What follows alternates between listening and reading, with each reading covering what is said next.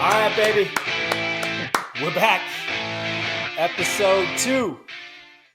Kind of round 2, actually. Therapist. Yeah. Round 2 of episode 2. Yeah. Those who are just tuning in to the start of this, Ty and I have been on this session, I call them, for like 15 minutes. And then, classic, we recognize that we actually weren't recording. And man, we nailed it, too. It killed it, too. It was so great. Good. It was solved the world's problems. Yeah. Well, everybody, welcome to You Don't Look Like a Therapist, the podcast with myself, Mitchell Paulson, licensed professional clinical counselor, private practice therapy owner in Denver, Colorado, St. Paul, Minnesota. Here tonight with one of my oldest, longest friends. It's Tyler Despins, one of my oldest friends. We went to college together. We've known each other for a very, very, very long time. Ty, welcome to the show, man. Thanks for being here. Thanks for having me. When you've been talking about doing a podcast for, I don't know, 10 years or so. And when you told me kind of the concept of the, you don't look like a therapist. And with my role, I'm like, oh, I'm sure we'll sit down. You told me right away you wanted to sit down. So this is awesome that you got it going. Man. Yeah, Ty, thanks for joining me. I can't wait to tell people about what you do, have you talk about what you do, and we're going to get into a lot about the way that you support the community in much the same way that I do as a therapist. If you're watching this right now on Spotify, you see how gorgeous Ty's hair is. He's got that perfect hair. I got the Fall Out Boy hat. We really look like a couple of dudes who support the community at this point. So I'm stoked.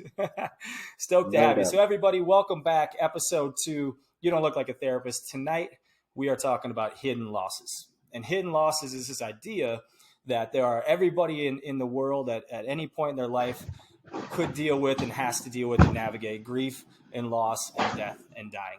And one of the things that we see in the therapy field a lot is this idea that people have really good supports generally when they lose somebody with a loss that we're all very well aware of, the death of a family member, a friend, a coworker, some large scale tragedy. Those kinds of loss are loss that we're all really familiar with. Most of us have navigated those. And if you haven't, you will. That's unfortunately a part of life. All of us are faced with navigating and coping with death and dying at some point. But also in life are these other losses that maybe don't get the same attention or carry the same weight that a death does or a divorce does. And I'm talking about these hidden losses as a breakup of a relationship versus a divorce. Maybe I dated someone for 6 months or a couple of years and we went through a breakup and how painful that is. Or where Ty comes in, and we're going to get into in a little bit, the idea of a loss of a pet and how painful and impactful that can be, and the grieving process that goes along with the loss of a pet as well. And so we're here. The idea of a hidden loss is really difficult for us to navigate because as we know, we get a lot of support right away when we lose an animal or a job or a breakup. But the hidden losses the support tends to run out a lot quicker than maybe if we lose a family member or a friend or something like that. So we call them hidden losses in the field, a term kind of coined by Guy Winch, a psychologist who has a great podcast as well with Lori Gottlieb called, I don't know what it's called. Lori's book was great. It was called Maybe You Should Talk to Someone. But they have a great podcast. And he kind of coined this term in one of his books, this idea of hidden losses. Ty, you know this.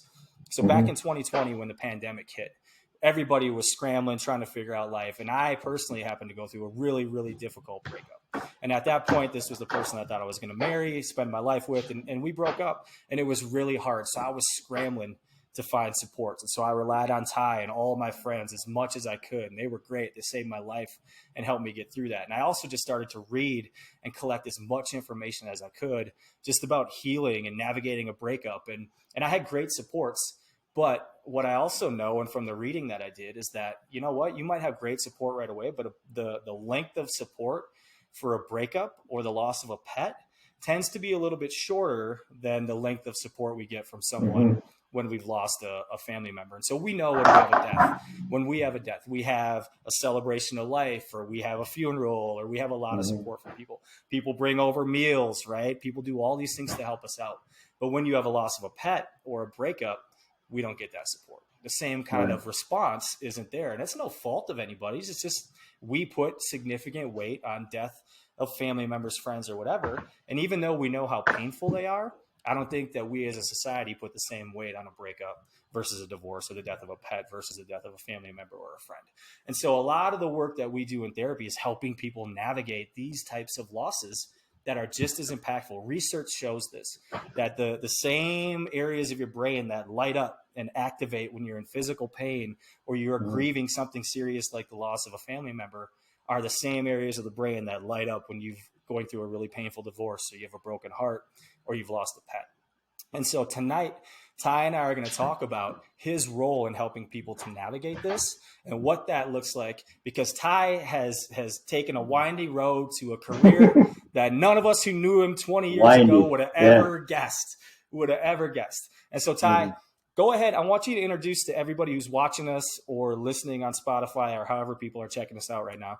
Go ahead and introduce your business and give us a little bit of background about what that looks like. Because as soon as we talk to people, anytime you and I are out, people are like, what do you do? I'm like, oh, I'm a therapist. And they give me a second look because they're like, you don't look like a therapist. I'm like, wow, okay, I get it. It's the Fall Out Boy hat. I understand. Fall Out Boy hat, tattoos. Fall Out Boy and tattoos and the nails. But when we get to you, when they inevitably say, Ty, what do you do? What's your job? And you tell them, there's a second look and a double take every time. And so about 30-minute conversation. Yeah. For sure. Yeah. Nobody skips over that. It's not like, I'm an accountant. No. Cool. And bounce. Everybody wants to ask you follow-up questions. Right. Go ahead and tell everybody who's listening to the podcast right now what you do. Yeah. So I own a business here locally in Rochester, Minnesota called Cherished Pet Cremation. Basically we're a pet crematory, and I kind of make jokes about, go 5 years ago, if someone would have said, hey, in 5 years, you're going to own a pet crematory, I would have laughed in their face and said, wager anything and everything on the fact that I won't, because I don't really deal with dead things very well. 2, it's just not my style. So fast forward 5 years, and here I am. I found a business for sale in March of 2020. We signed the papers on March 10th of 2020. About 3 days later, the pandemic hit and everything shut down. And I was in business for myself. And I wasn't quite sure how I was going to be able to, work with the remains of, dead animals, and then 2, understand so much about people grieving. And I mean, I've gotten calls, you've been sitting there in the middle of the night, 3 a.m., all of a sudden my phone rings and I run over to the phone and I answer it, and the gal calls because, Fluffy's passed away and she's bawling her eyes out, completely inconsolable. And a lot of times I got to go into this mode of set a plan, tell them how things are going to work so that they can kind of start putting the pieces back together. Yeah. And it's been like a calling for me. Like it really has. Like I wasn't quite sure how it was going to go at first, and this is now my 3rd year to be 33 years in a month, and it's something I'm passionate about now. Like I'm excited to get up. It's awful when the phone rings. My heart sinks every time because I know there's going to be a grieving pet parent on the other side of it, but I know that I'm going to be able to assist and get the gratitude of being able to assist. Yeah. That's the thing with your position, Ty. So you and I have talked about this before. As a private practice therapist, I deal with the whole gamut, a wide range of presenting kind of issues or concerns that people have, things that they're looking to explore, some of which are grief. But for you, you all grief all the time. You live it all day, every day. And so as you got used to the business, and Ty, everybody listening, Ty's been my sounding board, helped me through a lot of stuff throughout all the years. We've been up and down and sideways with life at this point. And I know Ty's really great at this because he's got the empathy and he's a good human. But Ty, as you got into this business, right, for you too, like you said, I would have never guessed that this is where I was going to be. But as you got into it and started to learn the ins and outs of not only the business, but how people react in those initial moments of some of the most intense grief that they're ever going to feel. They're in crisis, they're in shock, they're in all of these overwhelming feelings. As you got into it and got used to it, what kind of things have you learned about how you navigate initial calls from people and the kind of support that you provide when someone does reach out? Yeah, so a lot of it's going to be when a pet parent reaches for that phone and make a phone call for assistance with their dog. they want, or dog or cat or whatever the pet is, they want someone who sounds professional, and they want someone who's calm and who basically has a plan and says, here's how things are going to work. You can almost sense the relief over the phone. Like once they're like, oh, I just came up, I came downstairs and Max is laying there, and I don't know if he was fine yesterday and all this. And it's like, oh, okay, well, and then I go into, okay, well, here's when I'm going to be there. I'll be here at this point. We'll get there here. I'll work through my process, and then I'll get them back to you soon. I try and get them back as soon as I can, because I think it helps with the grieving process on closure and things like that. And a lot of times you can just sense, you can hear them kind of sigh out the anxiety. When you come up with a plan, you're going to, I'll be there at this time. We're going to make sure this happens. We're going to be respectful. And I'm going to treat this, I'm going to treat Max like it's my Max, like that's the mentality I go at it, every day is the parent standing there with me as I'm working through the remains. And a lot of people, that puts them at ease. And I think that's kind of step one through grief is helping them be at ease at first. Yeah. What Ty is speaking about, and research shows us too, that most people, when they even reach out to a therapist for a consult, or just like the act of reaching out and connecting with a therapist, research shows that most people feel some immediate relief of whatever the intensity of their emotion was, because they know they've taken a step and they've taken control and they've taken an actionable movement towards some kind of relief or grieving. And so I'm not surprised to hear you say that oftentimes towards the end of that initial conversation with people, you can almost feel some of that weight removed, because as hard as it is to have someone who I reach out to in some of my hardest moments and hear a professional, empathic, understanding person on the other end, know that can be valuable and is really helpful to people right away. And so for you, I'm sure, just like any young therapist or therapist who's new to the field, it takes a while to develop that skill and develop that rhythm and how you go into it. And I think for you, it's great that you identified right away that people want to hear from you soon. They want action quick. They want to be a part of the process. And that's the same thing when it comes to the death of a human. That's why we do celebrations of life. It's why we do funerals. It's that idea of being a part of the process, that closure, that active grieving. And I think what you're seeing in your field is that most people want to be a part of this, and they want stuff done pretty quickly, right? Yeah. Yeah. And I've got different process, like for doing the pickups and things like that and taking with. Some people are like, well, I'd like to bring them to you and things like that. And I don't push back on any of that. It's whatever the customers. I've got my whole career has been customer based, right? I've been in some kind of telecommunication sales, either via phone or in person. And one of the things I need to do real quick is be able to read people on what they're looking to do before I can, I guess, pitch them my product. Back in my previous life. Yeah. Now it's kind of being able to read what that person needs from me to put them at ease. And a lot of it's like, hey, I want to be at the facility. I want to put them in the machine. I want to be there for that. I don't push back. I'm like, no problem. That's, whatever you need from me. I'm just here to execute on that plan so that you can be at ease and feel, to help you get through the grieving process. It's never to try and get over what has happened, because that's not the case. I still reach out to people that I did 3 years ago. Yeah. I helped 3 years ago. I'm still reaching out to make sure things are okay, or like they're doing fine, because I knew that they were really struggling. And I'll check in and say, hey, I was thinking about you. How are you doing? And it's just it's a lifestyle that I've taken on, of whatever that person needs to help get them through this the easiest way possible. That's what I do. And that's what I do every day. Yeah. You nailed it. It's process. It's not outcome, right? It's a process based thinking and a process based system where you're trying to continuously support people versus the idea of like, let's get in, get out, get done so you can be done with the process. That's not how grief works. And we know that. And that's important for people to recognize too, is that everybody grieves differently. Everybody grieves with a different level of intensity. But for some people, that loss of a pet is as impactful because, like you've said, that pet is there sometimes 10, 15, 20 years, right? That pet is always there. And so when you're working with people, they're not only grieving the loss of the pet, but life has now changed, right? Their role has changed. The dog's not there when they come in. The cat's not on their lap all the time. So you're missing the presence of it. But as we're talking about in this episode, this idea of hidden loss, right? I think maybe you see it too in the field that you're in, because there's a lot of support right away, and you're a really vital cog in that for people. Mm-hmm. But do you also see sometimes the idea of like people maybe feeling like they can't grieve as intensely as they would the loss of Right. a human, right? Do you also feel that? Absolutely. Like some people feel Yep. that societal pressure to like, I shouldn't be this beat up about the loss of an Yep, animal, exactly. but I am? Yeah. Yeah, exactly. Like they'll come in and they'll be crying and things like that, and they're like, "I'm sorry, I shouldn't be crying because it's a dog," and I immediately tell them it's okay. I'm like, nope, that's completely acceptable. I say it's acceptable. It's the norm. It's like you're doing everything right. Like those are the kinds of things that I'll say. So because they are right. There is no.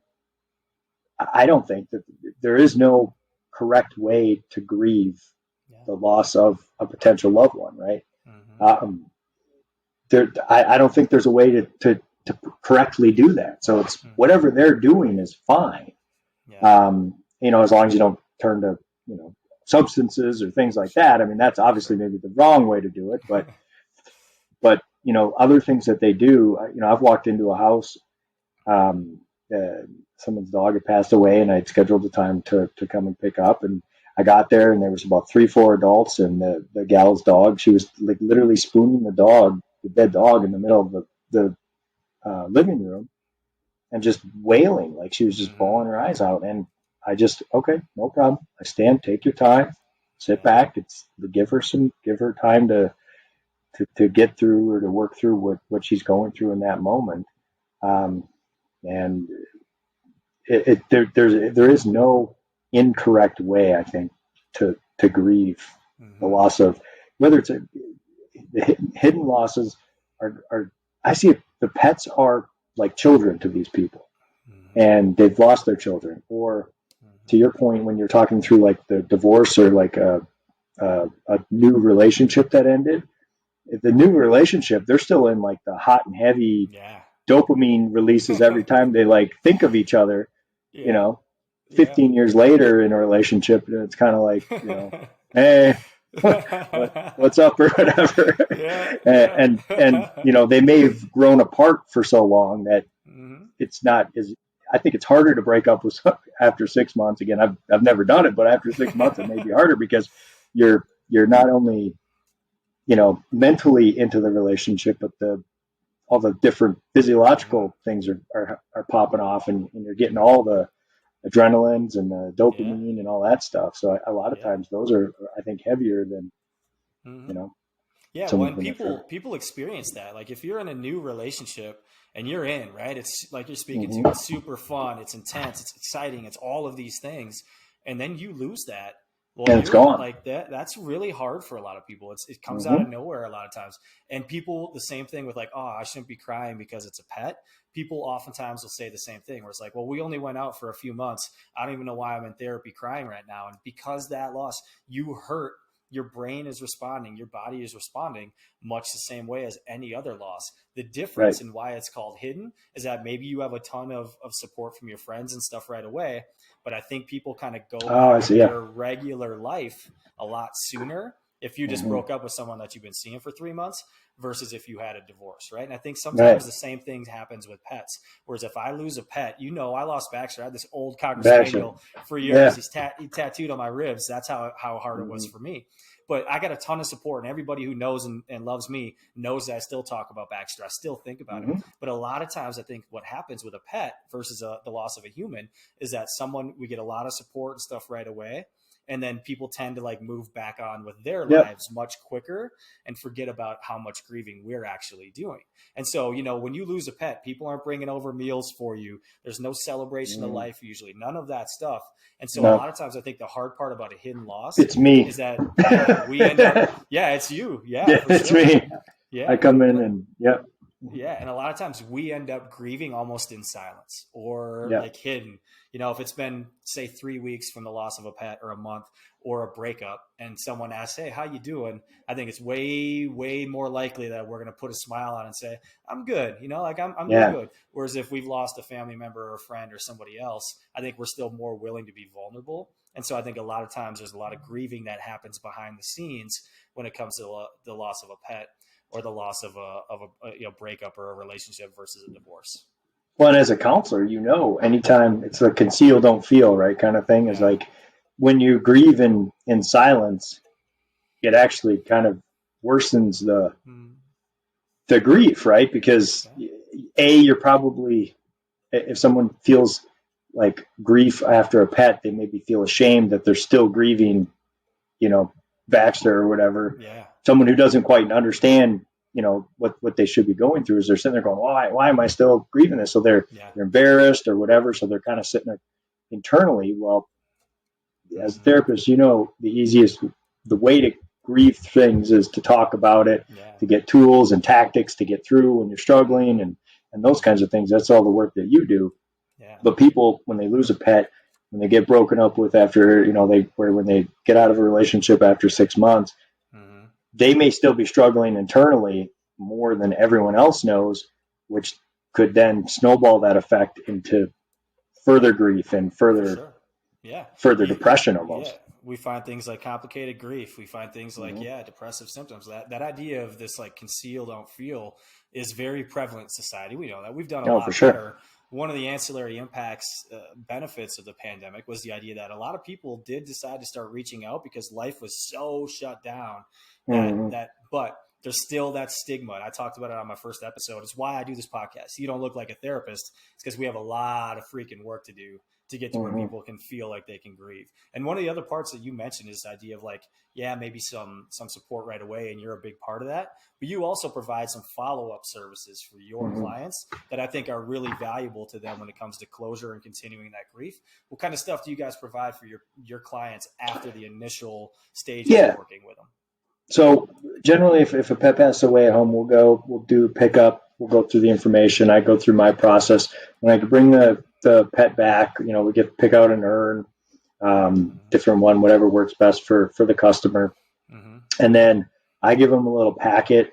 Each one gets a packet, a little card that has, so when a pet passes away, this kind of a saying called the Rainbow Bridge. I'll meet you at the Rainbow Bridge, kind of on our way to heaven.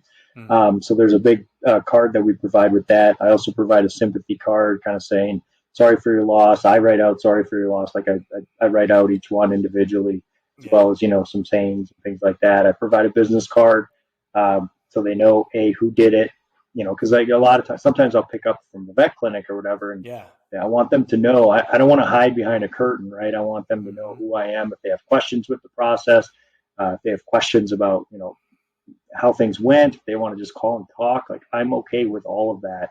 So they've got my information, so they're able to walk me through that stuff.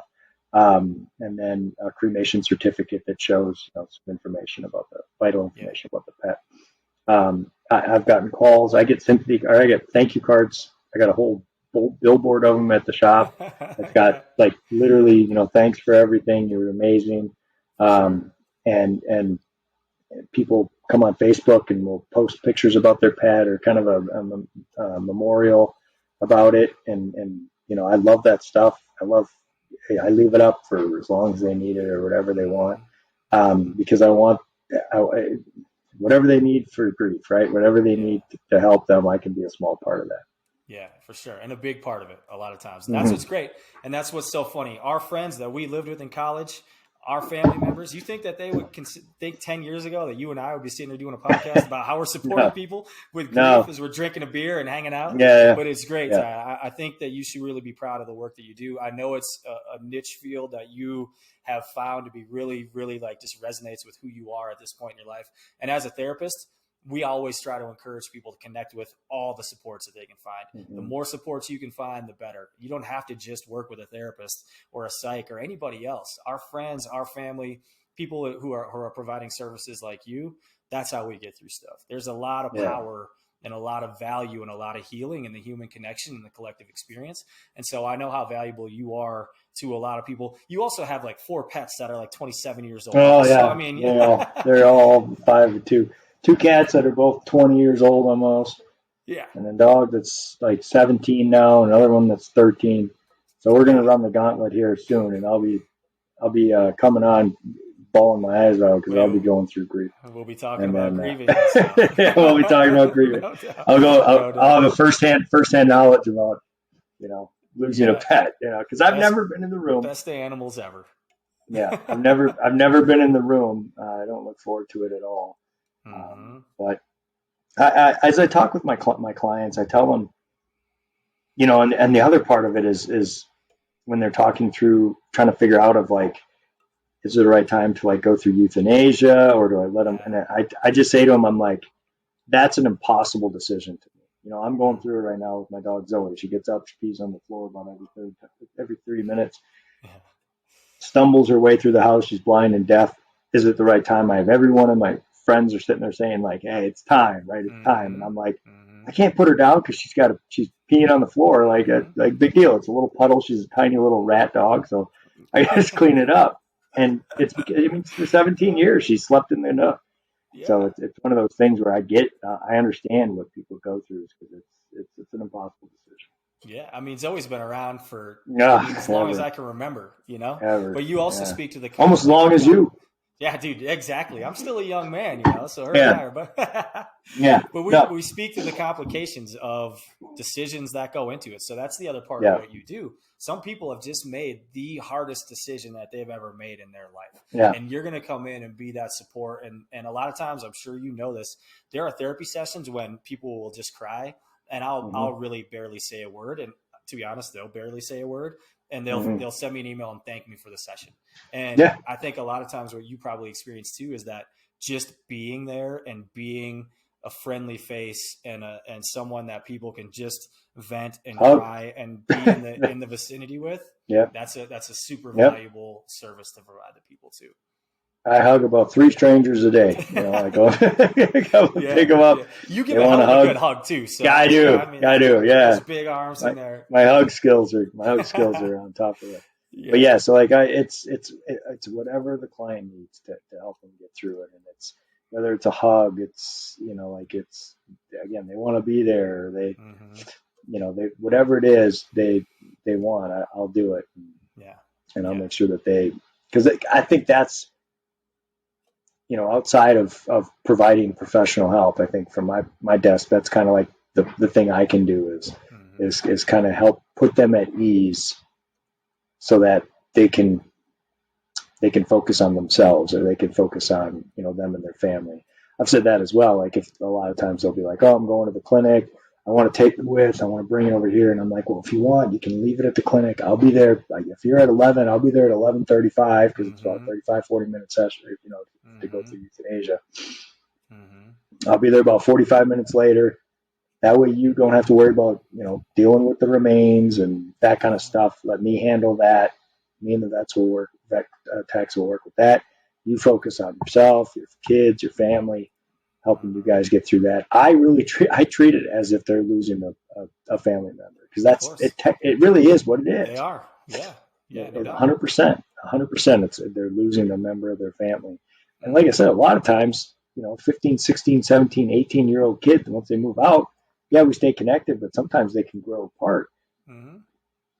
Fluffy's there every day. Every day I walk in the house, like Zoe, she's here every day. Bumping into stuff. She can't see shit, but she's there. No, she can't see a thing, but I'll pick her up and I'll, cuddle with her or whatever. And it makes my day. And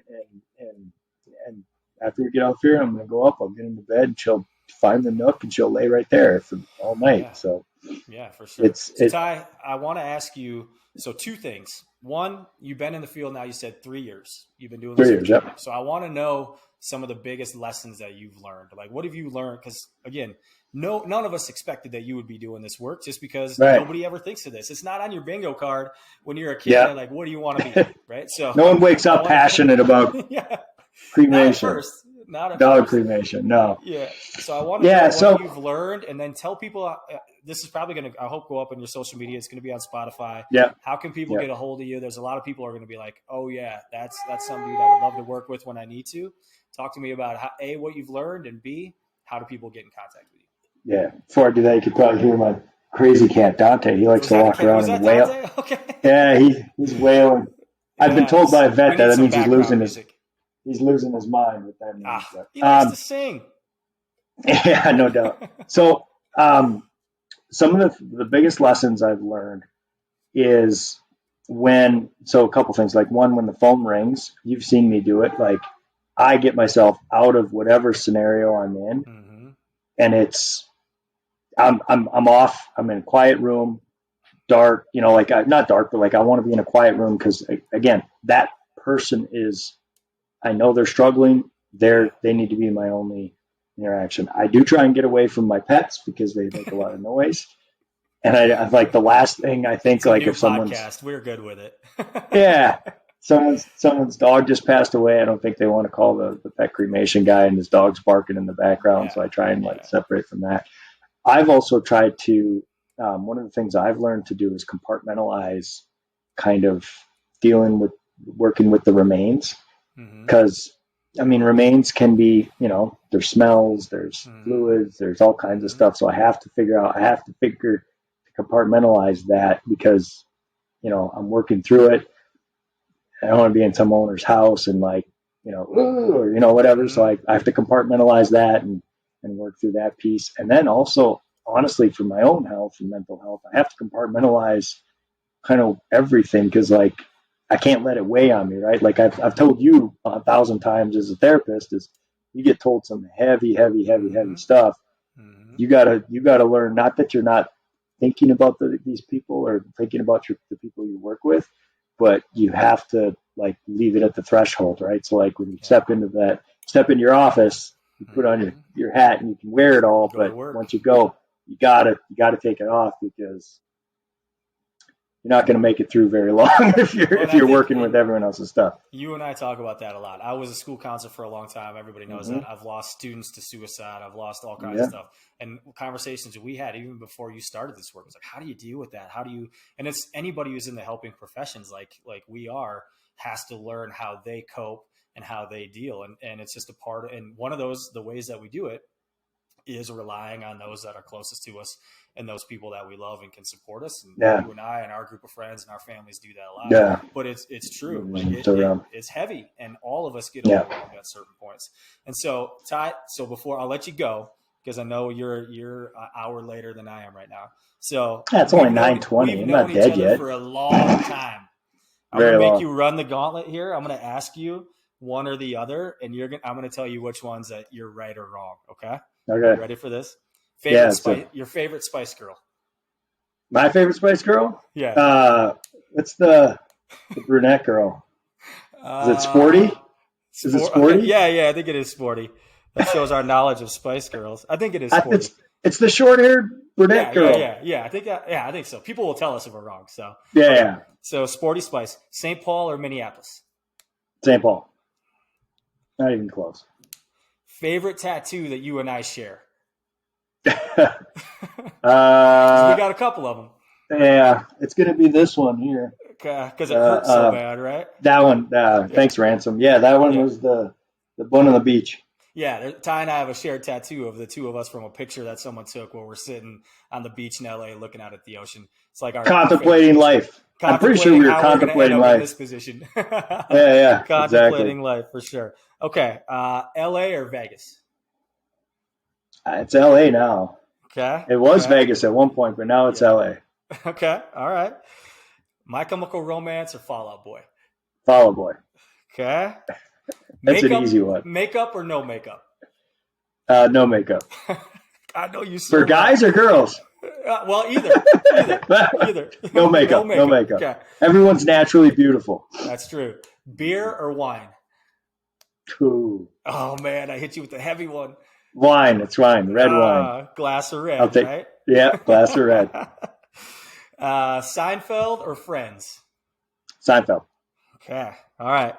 Now the two toughest ones: hockey or curling? Right now in my life, it's curling. All right. God, I love hockey. Yeah. Ty's originally from Canada. He's been in Minnesota. I was born forever. in Canada. Yeah. So you picked curling? Is it because when we were in college, we used to go over and drink beers and watch curling, even though we didn't know what was going on? Okay. Right now, it's curling. I'm pretty big kid. I was actually streaming. I've streamed 2 curling matches in the last 2 days. Yeah. Okay. You and 4. But the Wild have been on. Yeah. Now there's 1,000 of us. Oh, okay. All right. Okay. I'm not dogging on it. I did it once. It was fun. It was fun as hell. Hard, but it was fun. Yeah. All right. Tricky. The last one and the most important one, Wisconsin or Minnesota? Minnesota. And with that, we kick him off the show, baby. Get out of his here. ass out of here. All right, Ty, dude. Thanks for joining, man. It's good to see you again. Yeah, thanks, man. Get out to Denver. Let's have some fun. Cherished Pet I should be Cremations. My man, Cherished Tyler Pet Cremations. Despins. It's one of those businesses. It's hard to market, but if you need us, we're there for you. We're ready. Yeah, so we can get you on Facebook, Cherished Pet Cremations, right? Yep, Cherished Pet Cremations, cherishedpetsmn.com. Whatever you need, just say it Google again. Cherished Pets. What? I might have lost you for a sec. Cherishedpetsmn.com. Yeah. So it's cherishedpetsmn.com. And then on Facebook, whatever. I don't have Twitter account, I guess. Okay. Yeah, that works. All right, I'll put the links down to your stuff on all our social media pages and stuff too. So everybody, I'm going to sign off now with Ty as well. So the whole conversation tonight, hidden losses, a breakup, the loss of a pet, something that you're grieving that maybe you don't get the same support, not because people don't care, but because as a society, we put heavier weight on certain things, certain loss. But everybody grieves. We all go through it. So some takeaways tonight. There is a lot of support out there. Find your local, your therapist, your friends, people who provide services like Ty. The collective experience is strong. It doesn't take away the pain. You have to grieve. You have to feel it. You have to hurt. It's part of love and it's part of life. And that's what we all sign up for. We love hard. We hurt hard. But it doesn't mean that we can't have people help us get through it. So find a therapist, find your friends, your family, and find people like Ty who are providing services in the community. The other big takeaway, don't feel shame about hurt. Loss is loss. No. There's no loss that's up here and loss that's down here. Loss is loss. It hurts and it's okay to hurt. Grieve that shit. If it's a new relationship and now you're hurting really bad because it ended, that's okay. You don't have to hide that. Yeah. You lost a pet that's been a support for you for so long. Don't hide behind the shield of like, I'm embarrassed or I'm sorry. Life is about feeling. You will get through it. We have lots of resources to get through stuff. Everybody heals and grieves differently, but there are a lot of people out there that love you. There are a lot of people out there that care about you, and there's a lot of people out there that can support you. So with that, Ty and I are going to sign off. Thanks for sharing a beer with me tonight, Ty. Thanks for getting the wrong answers when I asked you about Wisco and Minnesota, but it was all good. We're going to have you back. We're going to have you back. Yeah, anytime, man. Anytime. All right, man. All right, guys. Everybody on Spotify, YouTube, thank you, guys. It's Mox. I'm out.